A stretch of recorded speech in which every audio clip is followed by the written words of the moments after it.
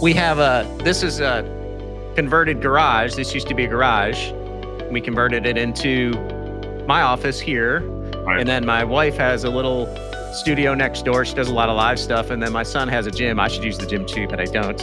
But they're out there banging around. So I asked them not to use the big nail. They got like a big nail gun, not a Brad nail gun, like one of those that sounds like a shotgun. So I said, hey, if you could just not do that for the next. So you might hear some construction noises is what I'm trying to say. But hey, we're talking about construction today. So it fits into the. I had the same thing this morning. This morning, the landscaper showed up right outside my door in my office. And I was like, hey, I cannot have you blowing your weed whacker and your blower right here for the next half hour to an hour. So it's totally fine. So you know how that goes. We just roll with it, man. We don't even care anymore. So I should actually have him hit the nail gun a little bit. It'll sound a little more authentic. Okay. Adds character. All right. I guess we ought to get going. Tony Mormino, HVAC TV. I have Art Hoover here with Matrix HG Construction from California. Is that right? California out there somewhere? Out here on the West Coast. We're located about 30 miles east of San Francisco. But we handle the entire Bay Area. Nice. A lot of work going on out there, I think. Yeah, you know what? We've actually stayed pretty strong. This year's the first year we've seen that I feel kind of COVID really hurt us, but it stayed. It's been kind of mild, and then this year it's kind of dropped off the most. And I think what was happening is COVID. We were the first state to shut down for COVID, and we were the last state to reopen, which didn't help business at all. Mm-hmm. And so everybody went remote. So a lot of our commercial buildings in the city were really pretty much unoccupied or 10% occupied for the longest time. But they had leases. Well, those leases are coming up now. So it's affecting business because now they've starting to bring people back, but a lot of people don't want to come back. And a lot of the buildings have been sitting idle for 4 or 5 years. So they haven't been spending a lot of money. Tell me about that. Is that a big problem in your area? I know some of our manufacturers make products that clean the air. Mm-hmm. And some of the owners, they're going to some of the owners, say, hey, if you have trouble getting your folks back, you can install this. Yep. It'll clean the air, and you can promote that and use that to market having people come back. To me, I'd be almost like, hey, you want to work here? You got to work. You got to come back into the office. That's why I'm not in charge of any businesses. But anyway, so what are you seeing out there in terms of that respect? During COVID, we did sell a lot of the stuff they wanted us to, it wasn't like we were out pitching it. They basically said, hey, can you put this in our buildings? And we said, yes. Mm-hmm. The infrared, some of the other ultraviolet stuff.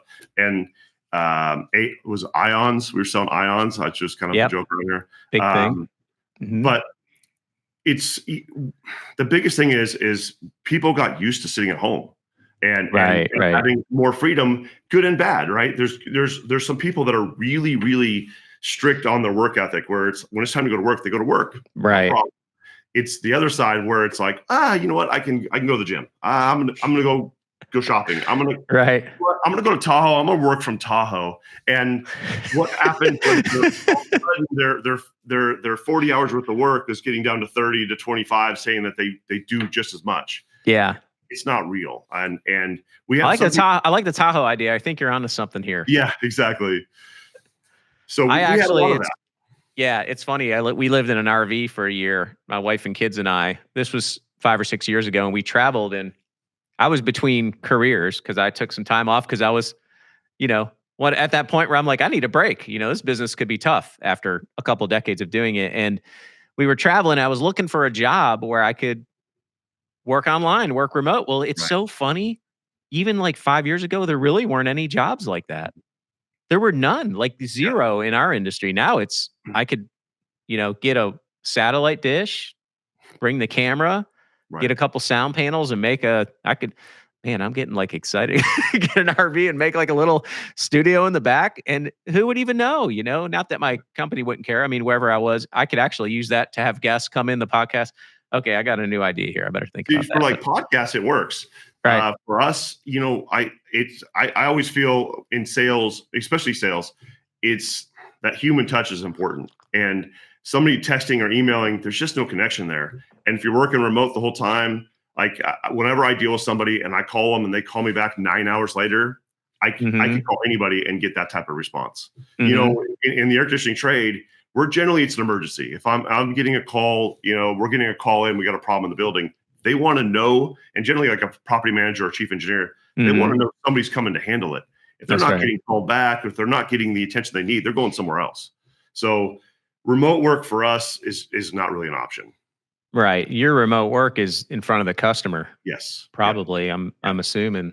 I think a good mix is, if have an office job and, come in a couple days a week, like here's the days we want everybody to be here, just to, especially if you're new, like it's really hard to learn this stuff without having someone to go to, like a mentor, and say, hey, what is this thing? I've never seen this before. It's you can do that on Teams too, but I think there's a good combination there. So, and on that, I feel for young people, COVID hurt them bad because they couldn't, they had no mentoring.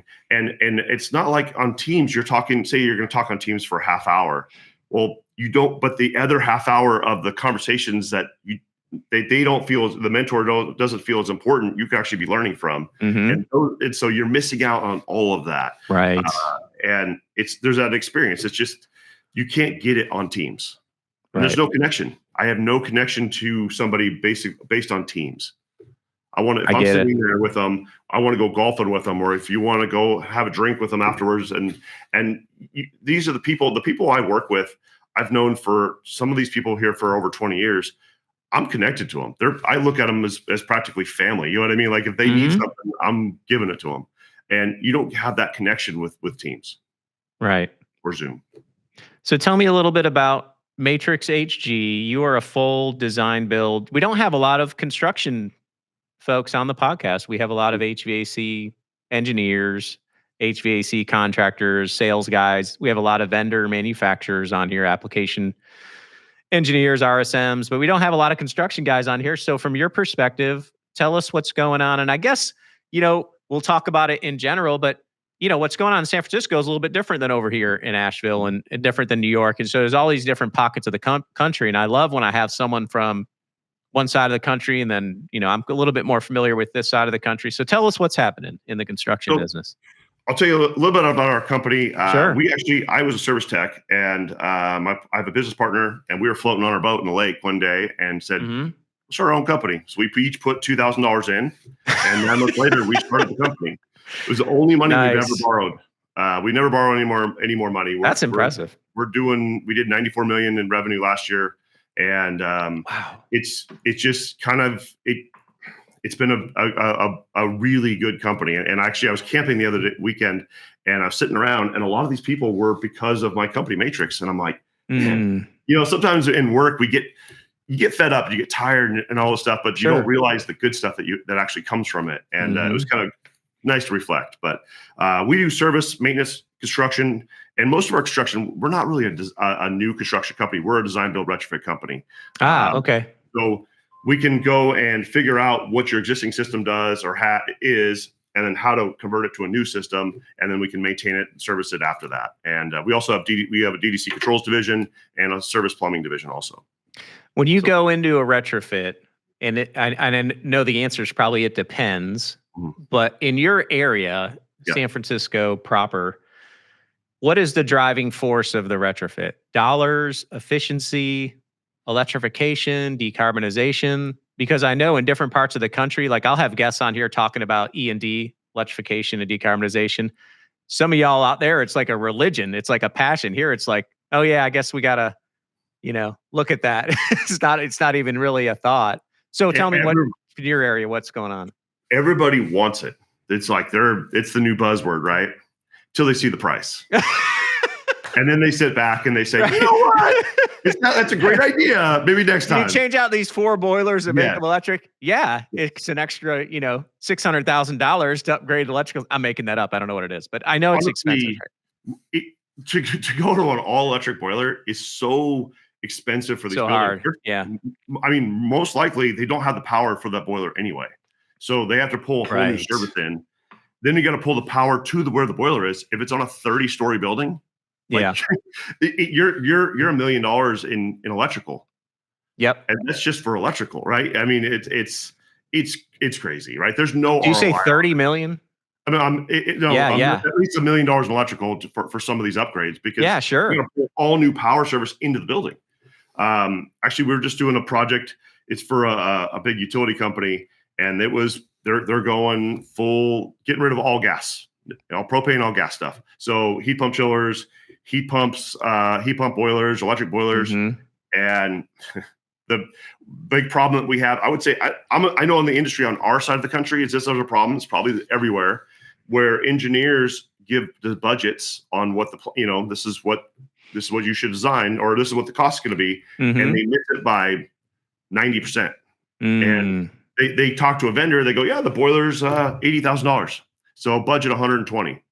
Well, I couldn't buy a boiler and pay the tax and deliver it to your property for 120,000. So that really hurts us, because now the property manager has to go to the building owner and ask for more money. They don't want to do that, because now they have to admit they hired the wrong people to help them. So it's with the expense the way it is, it's really hard for these guys to understand. Like, it's great to say that your carbon, your net zero or whatever it is.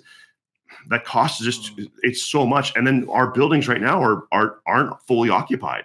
They're right now, our office buildings on the East Bay, which is where I'm based out of, is like, the rent is so cheap right now to get people in. They can't afford to go buy all new equipment. So right now, it's high. The replacement and retrofit is kind of the game right now.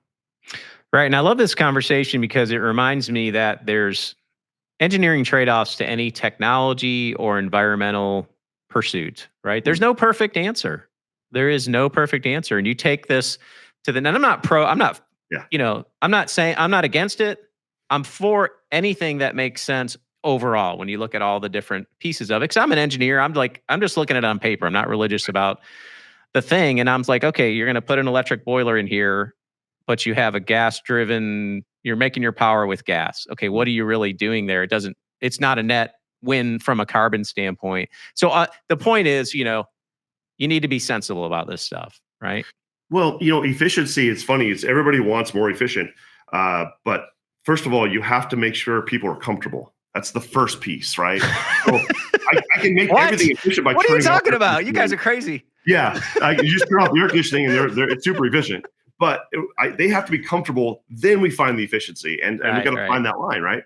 Actually, one of the things that Carrier just came out with, which I run personally in my house, is it's a dual fuel heat pump split system. Yeah. And so it works great at my house, but below 45 degrees, it wasn't working. So I set it up at 45, 48 degrees. I turn on the propane and it works.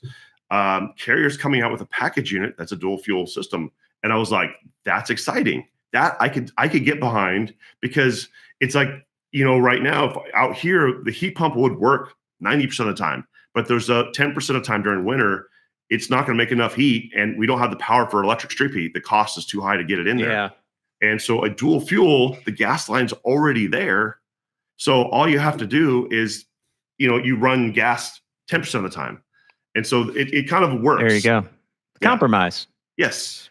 Yeah, it makes sense. We have we rep a company called Aon. I'll give them a little plug here since we threw out the Carrier name. And they have a dual fuel unit too. So it is popular. I'm a big fan of that because it gives you the options of, running both. And, we just got to be sensible with all this stuff. And I wish, one of my desires, when we talk about electrification, decarbonization, we talk about, like, for us in the HVAC industry right now, the refrigerant, transition's not gone very well. And you've probably been impacted by this too in your jobs. And it's like, we get a little frustrated because we don't get a whole lot, at least to me, from my standpoint, the construction experts like yourself, I've been around for a while. We don't get any say in these regulations. They come down, they're like, oh, just do this. Well, have you thought about these 55 other things that are going to happen when we do this? And it's a little bit frustrating, after 30 years in the industry, I'm like, this doesn't make a whole lot of sense, So anyway, I'm a big promoter of, like, we need to get more involved in this stuff, but I don't know what you can do. I mean, I don't even know what the answer is. What's interesting is, like, for us, is we were getting drawings across the bid, and the chillers, they don't even make them anymore because the refrigerant changed.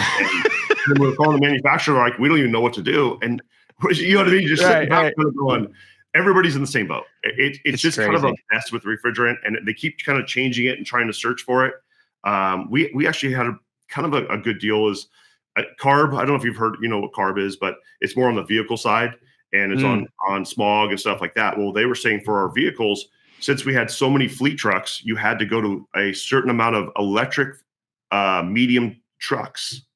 And I don't know about you, I've never seen one, but they were saying you had to buy them.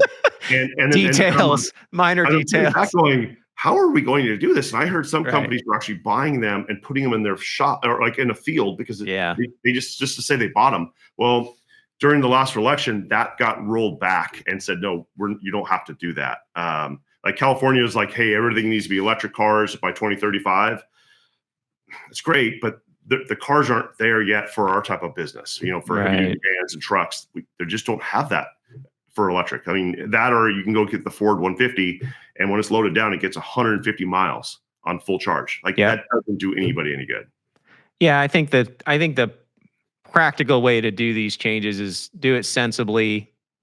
Don't make these blanket statements like everything's got to go electric by a certain date, because it's usually not possible anyway. Right. Whether you want it or not, it doesn't matter. Yeah, exactly. And like the technology's not there, it's not there. So the power's not in these buildings. And a lot of the stuff that we deal with are these old buildings. It's not like you have a brand new building and all new power is already set up for it. These old buildings, a lot of the buildings were built in the early 1900s, and they weren't designed for any of this stuff. Right. So, we're always trying to find a way to make a round peg fit in a square hole, and that's what design, build, retrofit is. Let's talk about that. Yeah. Oh, I'm sorry, I cut you off there. No, go ahead. No, go ahead. So let's talk about design, build services versus plan and spec, which is probably the more common one, I would think. At least it is around here. I'm a big fan of design build. Talk about for the someone who's listening. So we get all people who've been around for 10 minutes, people who've been around for 100 years. Well, not 100 years, but people been around for a while. So just design build versus plan spec. Can you talk about that to the audience a little bit? So design build, or start with plan spec. That's easier. Plan spec, the client hires an engineer. They come out, survey everything, and say, okay, this is what we're going to do. They put it all in drawings, and then now the client has a clean set to send out to subcontractors to bid against. And so that way you're bidding all the same thing, and there's no it's apples versus apples on the bids. It's easier for them. It's already designed. Now, the cons on that is if the engineer makes a mistake or misses some things, that's when the change orders come in, because I'm bidding to this drawings, even though I might know it's wrong. I have to bid to these drawings because everybody else is bidding the exact same thing. And then once I get the job, we sit back and go, okay, hold on, look, this doesn't work, this doesn't work. And then you start going through the RFI process and then the change order process. It kind of becomes a long process, and you're paying a lot for engineering up front. There's good and bad. There's times when I feel it's a good thing, and there's times where I feel certain projects, they're actually costing them more money because of it.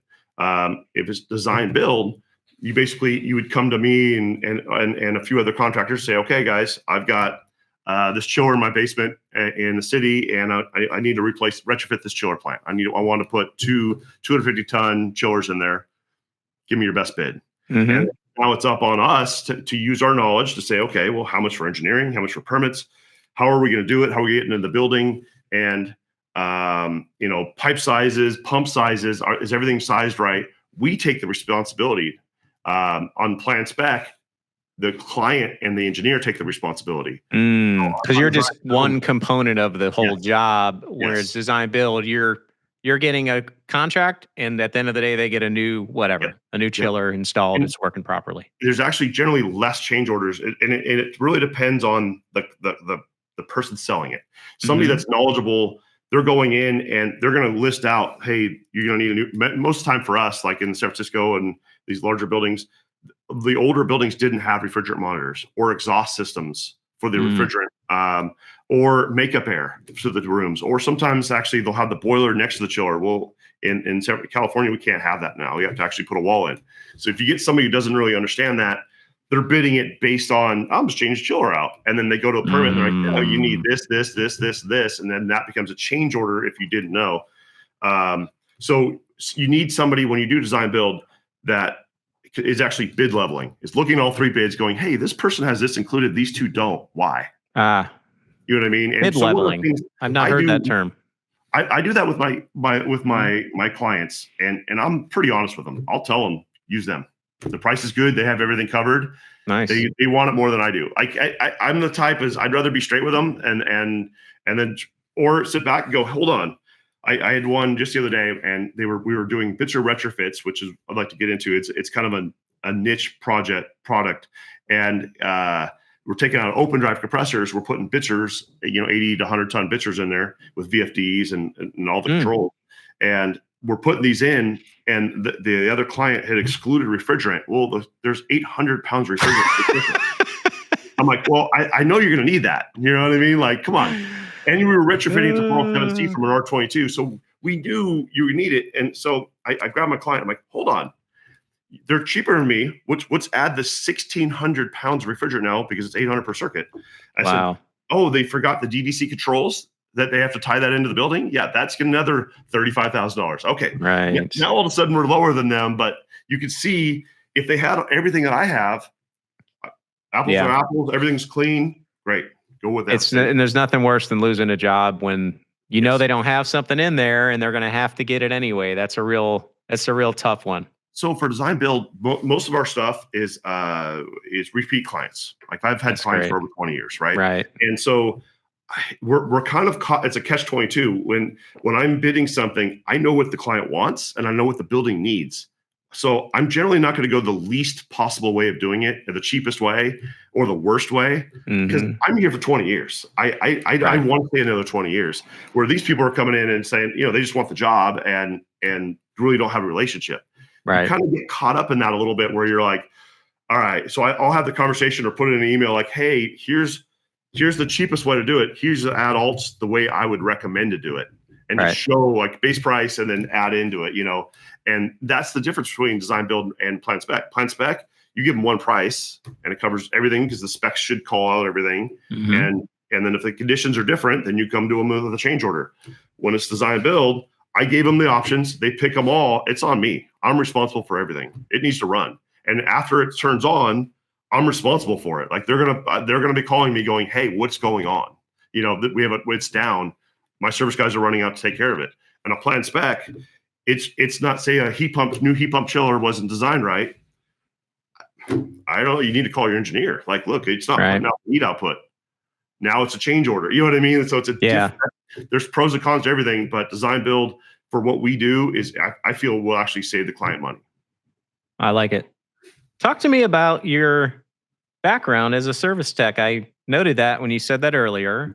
I do a lot of social media. We do a lot of social media content. Right.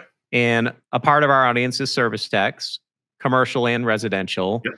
And some of them want to get into sales. At least some of them probably want to do more than that. But that's the ones that reach out to me, say, hey, I'm trying to get into sales. I'm having a hard time. And I said, well, you can do it. Here's some advice on what to do. And it's like anything else. If you know someone, it's not that hard. If you've interviewed with 20 people and they've all said, no, maybe that's not a fit for you. Maybe that's a wake-up call. But talk to me how, I've always felt like a commercial service tech has a huge advantage over someone like me. So I came out of engineering school. I helped my dad install residential equipment. So I knew a little bit about that, very little. You don't want me installing your residential system today. But I don't have the field experience. I always enjoyed going out to the field. I had the basic gauges, voltmeter, stuff like that. And I would plot the temperatures on the psych charts because I wanted to understand the sequence of the unit. But, how did being a service tech help you today? And what do you say to service techs who want to start their own business? Honestly, I feel service techs, a good service tech, generally my best service techs, they're not always the best mechanic, but they're great with their clients. Their clients love them. And they know they find the way to get it done. And a good service tech generally has 2 to 3 people working underneath him because he's got so much work he's selling. He's actually training to become a salesperson. And then I'd call them the engineer service techs. And I don't want to put down engineers, but generally you're going to be caught up into the details.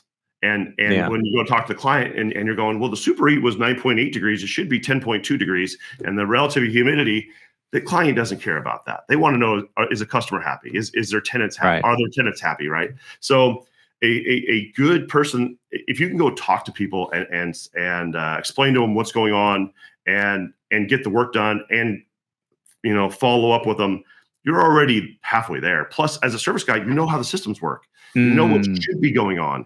So for me to transition from sales or from service to sales was pretty easy. Other than the fact that what you don't realize is, and I've had actually some construction guys have gone into construction sales. I don't think they realize the amount of work it requires. And you're not working with your hands as much. You know what I mean? You're not cut up and working in the dirt. You're dealing with emails, and like your computer skills better pick up. And just know your phone's not turning off. To be a good salesperson, that phone never turns off. All right. I'm on vacation, I pick up my phone. Like it's always on. Because your client wants one person. And as a service guy, I ran my own accounts. Like they ran everything through me, and I would call a salesperson and go, hey, quote this, here's my hours. Here's the equipment we're doing. You're already practically doing the sales side. So it's there's a learning process, but on the other side of it, you're mainly more learning just the computer processes. And it's a different pressure that's on there, because when it's on and stuff's going crazy and you're trying to find parts, you learn why the office is actually sometimes more burned out than the service guys. The service guys or construction guys, they're going home after 8 hours, 10 hours. I personally worked a lot. I took a lot of overtime. I took everybody's on call for 2 years straight. And why I did that is I was learning. And I saw so many systems and learned so much. I made a million mistakes, but you learn from your mistakes. That's how you learn. And so, it's a good service guy will always make a good sales guy, I feel. But you got to be able to talk to people. You got to feel comfortable with that. And you got to be able to talk to them about the good stuff and the bad stuff. Meaning, like, when you make a mistake, you walk in, you sit down and go, we screwed up. We screwed it up. I apologize. I'm telling you right now, this is how I'm going to fix it. That's right. If anybody that can do that, any vendor of mine, any person that works for me, any friend of mine says that to me, I already know I could trust them. And trust is everything in this world.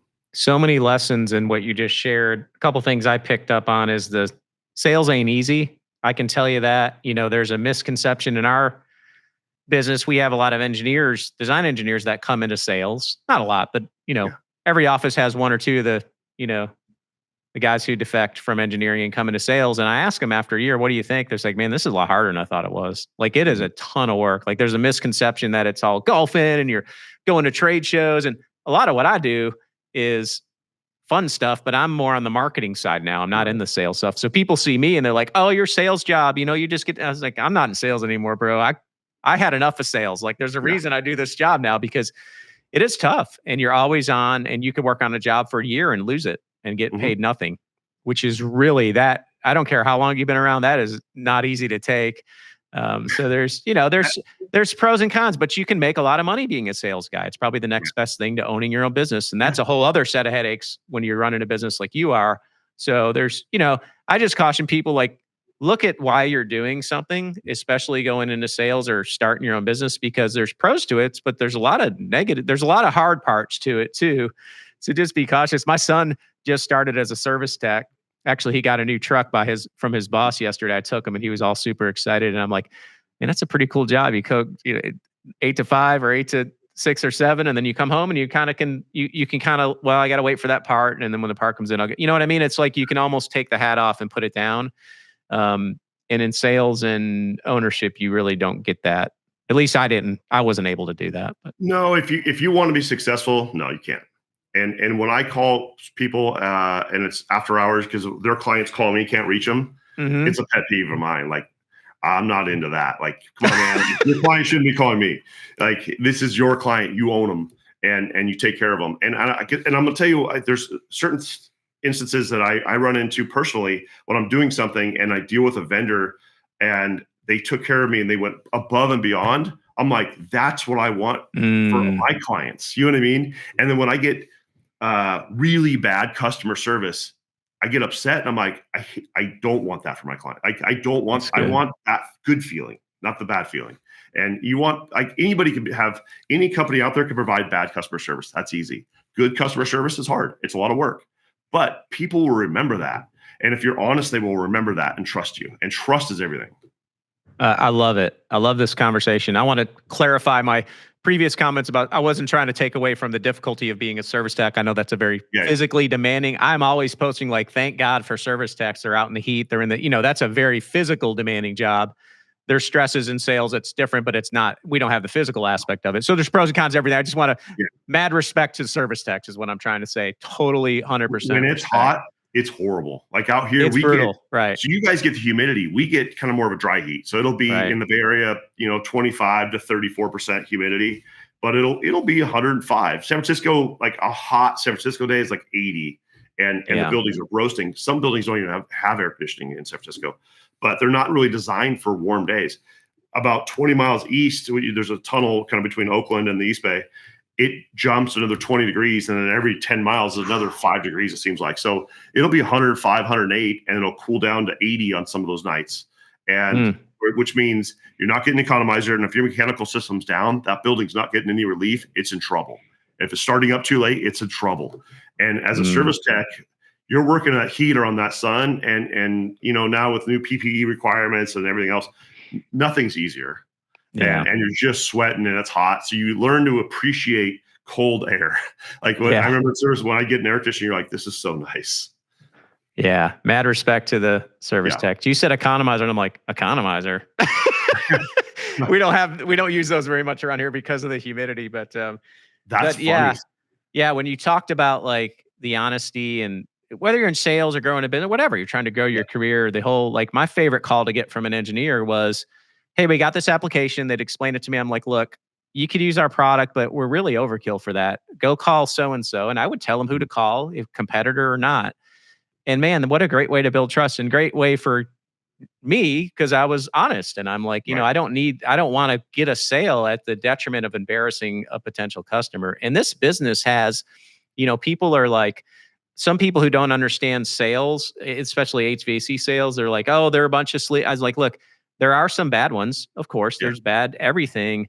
But the market, like you said, has a way of weeding the bad ones out, because we're a relationship-driven business. And when I was in sales, I had the same 80% of my customers were the same for 20 years. Right. And you don't get that by not being honest and being helpful. So no. A few things I picked up when you were sharing there. So generally for me, like most of my clients that I've had for so long, we're friends. Like at the end of the day, they're friends of mine. And if I wasn't still doing business with them, I would still call them on the phone and check in with them. And like I had one that when he retired, we still talk, and he texted me when I'm racing, and you know what I mean? He used to deliver Christmas presents to my house on Christmas morning, like that's the type of relationship you do, because you have each other's back, and they know that. But I can trust him. I know he's not gonna throw me under the bus, because that happens in this industry. People are so worried about being wrong or making a mistake, they're willing to sacrifice somebody else. And that you lose trust pretty quick. So when you sit back and are able to admit, hey, I made a mistake, oh man, that goes, I already know we're going to get along. Yeah. Do it quick. And come with a solution. Yep. And understanding that you're really, a lot of times our mistakes can put a lot of people in a lot of pain. Yes. Well, in the construction world, there's always a problem. There's never a job that goes always perfect. A problem. So there's always a problem. The difference between what makes a company good and bad, I feel, it's what you do with that problem, how you handle the problem, and finding the compromise, the workaround, and how do we work this out, and you work it out. But if you just throw up the stop sign and like, hard stop and hard no all the time, right? Usually people don't want to work with you. Yeah, I learned that lesson early in my career. There was a large mechanical contractor, shout out to WWGA Mechanical in Jacksonville, who was one of my first accounts. And there was a senior guy there named, senior in rank, named Larry Turknet. I don't know if he's still around. I got to reach out to him, but I was stressing out over this problem we were having on this job. I don't even remember what the problem was, but I was like there every day, and I was giving him updates, and I was like, oh my gosh, Mr. Turknet, I'm so sorry. This is awful. And he's like, look, man, anybody could do this job when things are good. You're here every day. You're giving us updates. You're working on it. That's awesome. Like, that's what we want. Keep doing it. Keep doing the good work. And that lesson stuck with me throughout my career. So that's what it's all about. Like you said, there's always going to be, there's no such thing as the perfect job. Like, even like doing this kind of stuff, when there's a problem, like, it's a miracle it works ever. Like there's supposed to be problems with all this stuff. Wires. I got 400 wires over here, that could go bad. So, good life lessons. Okay. Let's hit on the, one thing that jumped out. I think you said you wanted to talk about, and I'd love to hear more about the compressor retrofits in your area. So yeah, I don't know in what you guys have, but we have a lot of the open drive compressors out here still. Centrifugals. No, the open drive, like 5-line, 5H120s, 5H80s, the carriers and trains. The really old chillers? Yeah, no. So for like DX machines. Oh, okay, gotcha. So they're basically just DX systems where they're, you've got a fan, a DX coil, evap condenser outside, and a couple lines of open drive compressors. There's still a lot of buildings that were built out here like that. I'll be darned.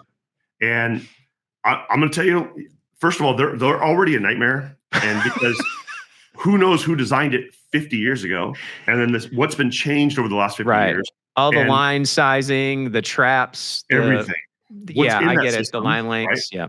And then the other thing, what happens is those compressors are kind of maintenance. They're high maintenance machines. And so every couple of years you're pulling them apart, because if you don't, and they scramble, they're a mess. And it just gets more expensive. And then you're down during usually peak heat. So one of the things we've been looking at, and we've actually been doing probably the last 5-6 years now pretty heavily, is taking those out and putting in a bits or screw.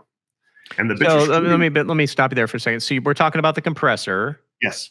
Open drive compressor, for folks listening. The motor is outside of the compressor. It's outside of the refrigeration stream, and there's a coupler. Yes. And a shaft, and it goes into, and these are recips. Yes. Reciprocating compressors. So almost like the pistons, like in your car.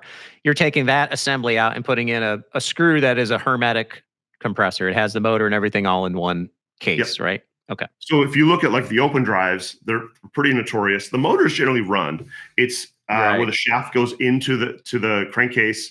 That seal leaks a lot. If there's any issues, any metal goes to the oil, anything is taking that shaft out, you lose all your refrigerant.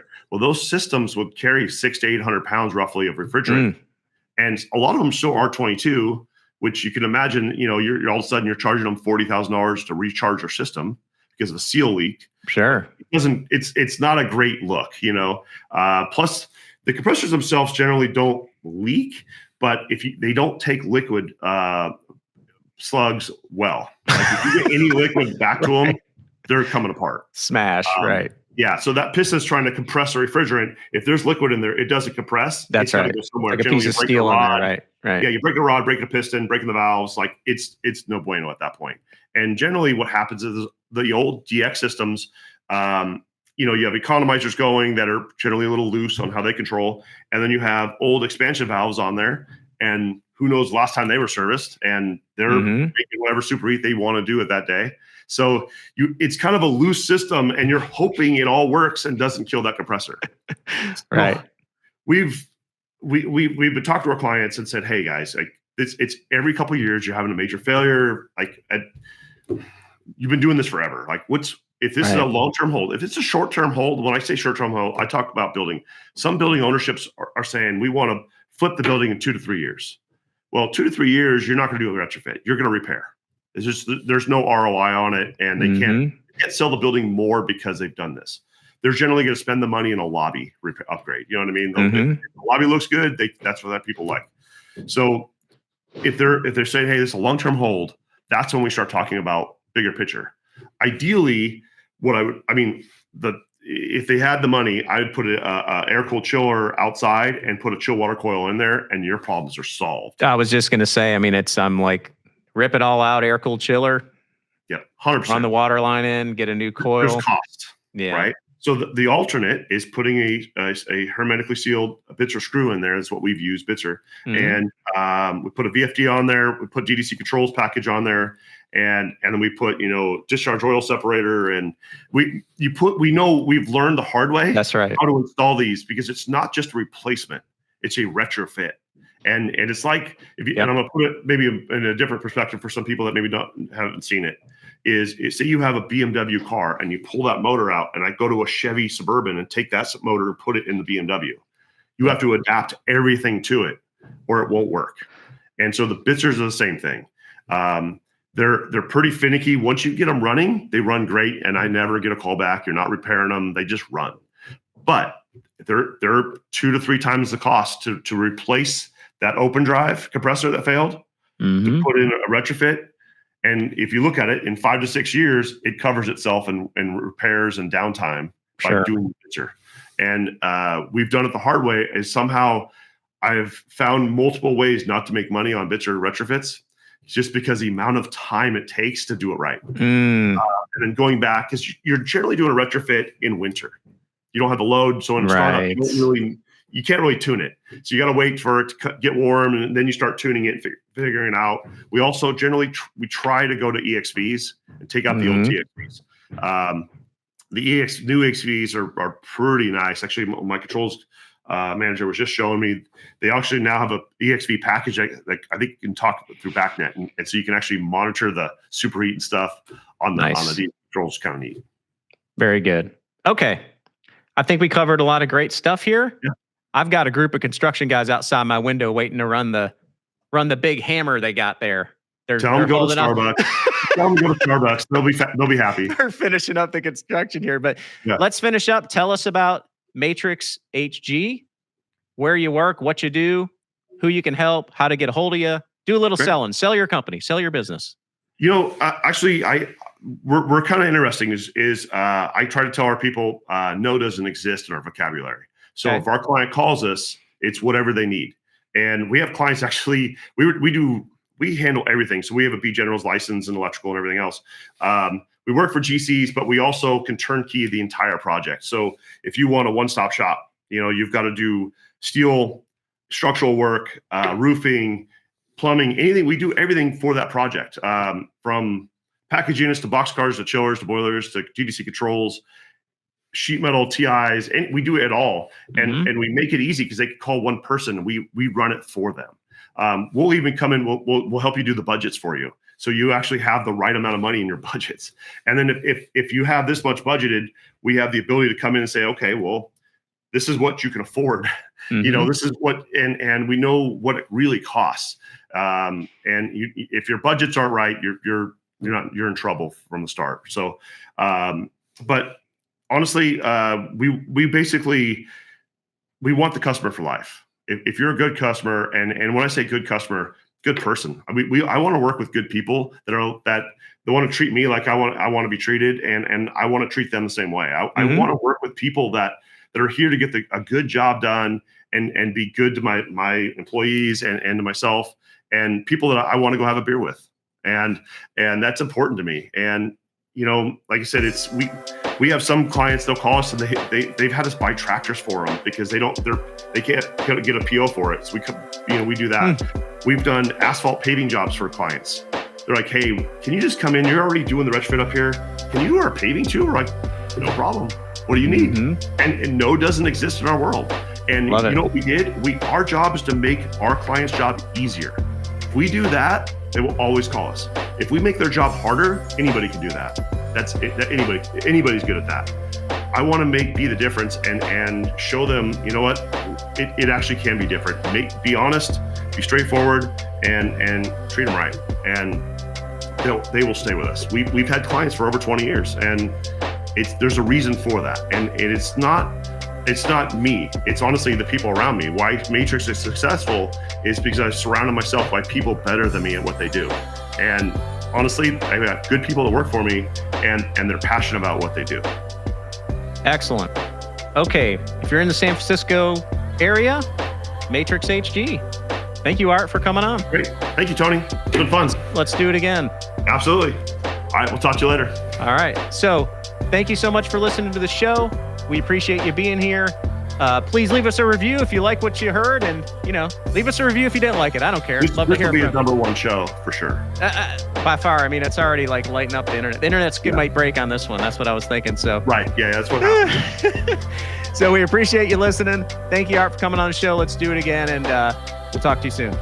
Great. Thanks, Tony. See ya.